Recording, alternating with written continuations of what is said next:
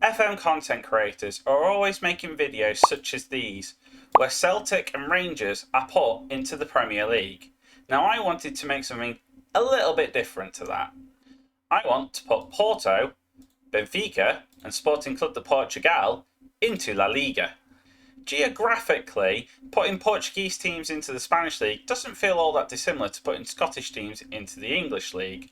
On a quality level, I think this is going to be interesting. Could the three Portuguese giants challenge for European football, maybe even win La Liga or at least the Copa del Rey? Let's find out, shall we?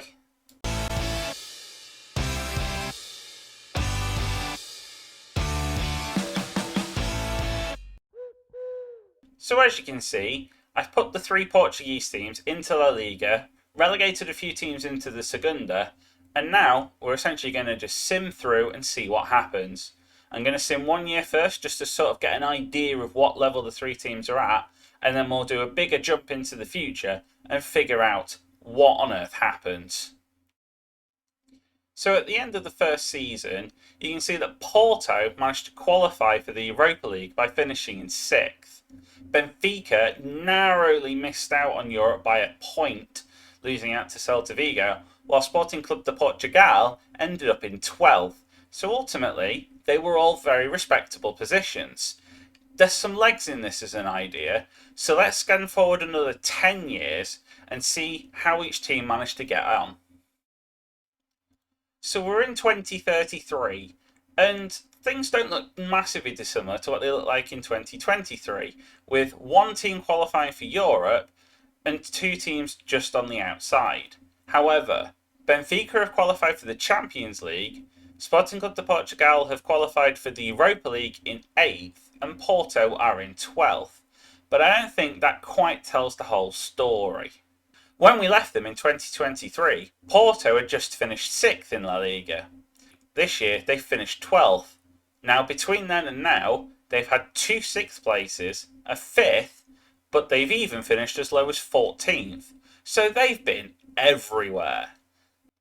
The furthest they've managed to get in the Copa del Rey is a quarter-final, while in Europe, they've had a semi-final trip in the Conference League, they've twice been knocked out in the round of 16 in the Europa League, and the one time they've qualified for the Champions League via the Spanish League, they got dumped out in the knockout phase. So it's not gone all that well. That being said, correcting earlier, 3 6th place finishes and a 5th in a league as strong as the Spanish League probably ought not to be sniffed at. Benfica, meanwhile, have been remarkably consistent, never finishing lower than 8th and having 2 5th and 2 4th place finishes. In the 2031-32 season, they won the Copa del Rey, so we have got silverware for a Portuguese team in Spain. They also lifted the Supercopa de España in the same year. While in Europe, in the Champions League, they managed to reach the round of 16 in what was a particularly strong 2030-31 season. But in the season just gone, they lifted the Europa League, beating Lazio in the final. And when you look at their honours list overall, they've had a pretty good time of it over in Spain. But what about Sporting Club de Portugal? Well, they took a little bit of time adapting to La Liga, but when they did, boy did they find success. They got 4th place on 6 separate occasions, and this season just gone has basically been a rare down year. Since 2025, they've not finished lower than 6th until this season.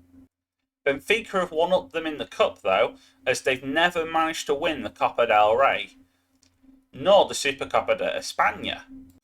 The furthest they've got in the Europa League was the quarter-final, but they seem to have a habit of getting knocked out in the round of 16 in the Champions League.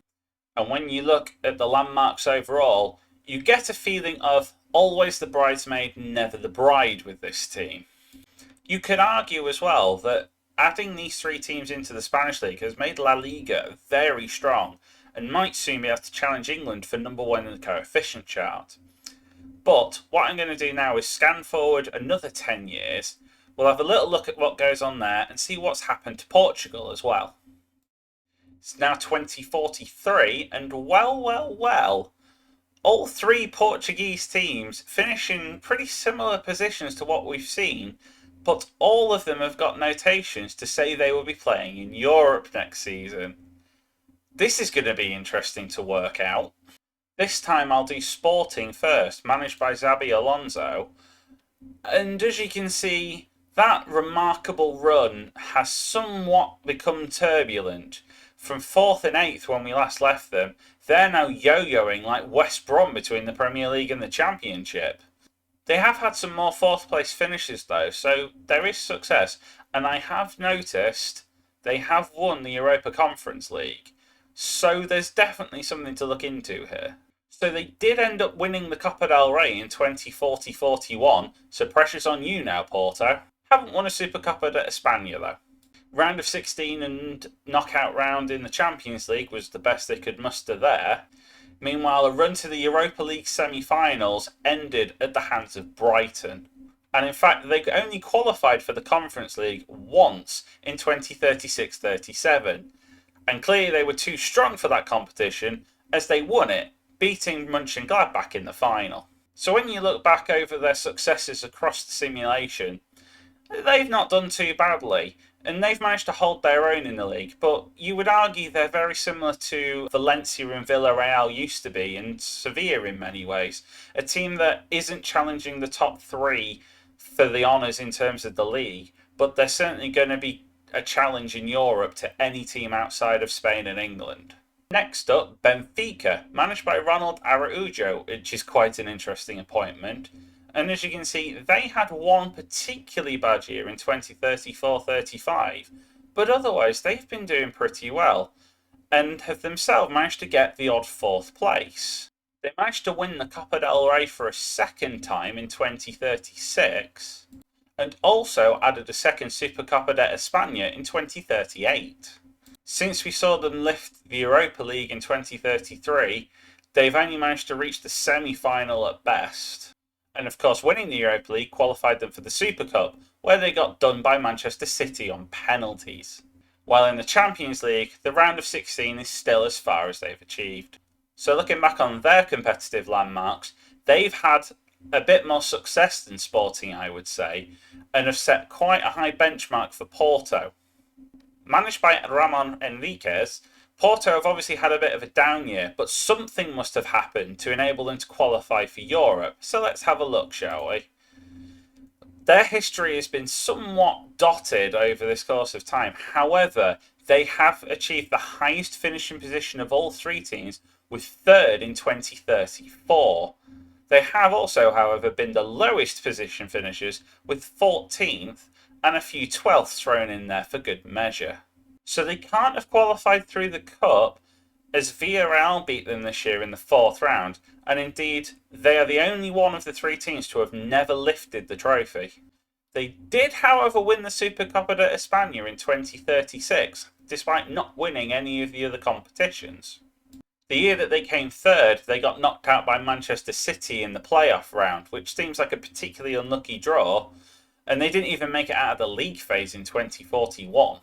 But in 2040, they lifted the Europa League, beating Spurs in the final. That meant they qualified for the Super Cup, where they lost to Chelsea. And now we can understand why they've qualified for the Europa League this season.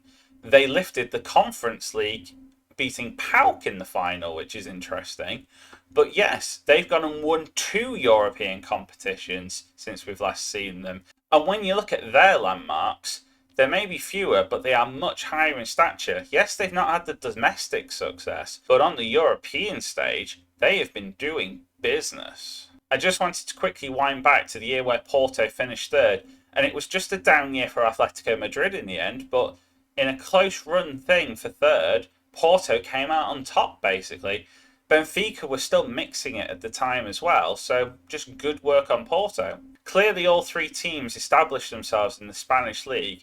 So as a last little thing, I'm going to have a look and see what happened in Portugal. I'm expecting Braga may have dominated, but you never know with these sims. Now, because I forgot to turn the Portuguese league on, I can't show you it in detail, But yes, essentially Braga did dominate when you look back through the Champions League records. Their only particular rivals were Gil Vicente, who twice at least managed to win the league and qualify for the Champions League phase.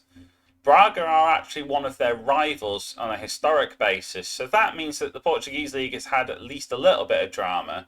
But beyond that, I can't really tell you an awful lot. Although one thing that is clear when you look at some of the old coefficient charts, Portugal have somewhat struggled without their big three friends, going from 9s and 12s to 5s and 7s. Albeit they did have one decent season in 2042, where Braga made it to the knockout round before losing to Juventus. But there we have it. That's all we've got time for on this episode. If you'd like to have a copy of the save file, or indeed the database file, just leave me a comment down below and I'll send you a link. Or, if enough people ask, I'll put it up on the workshop. But leave a like, comment, subscribe if you've enjoyed it. Every little helps at the moment. But thank you again for watching, and I will see you again soon.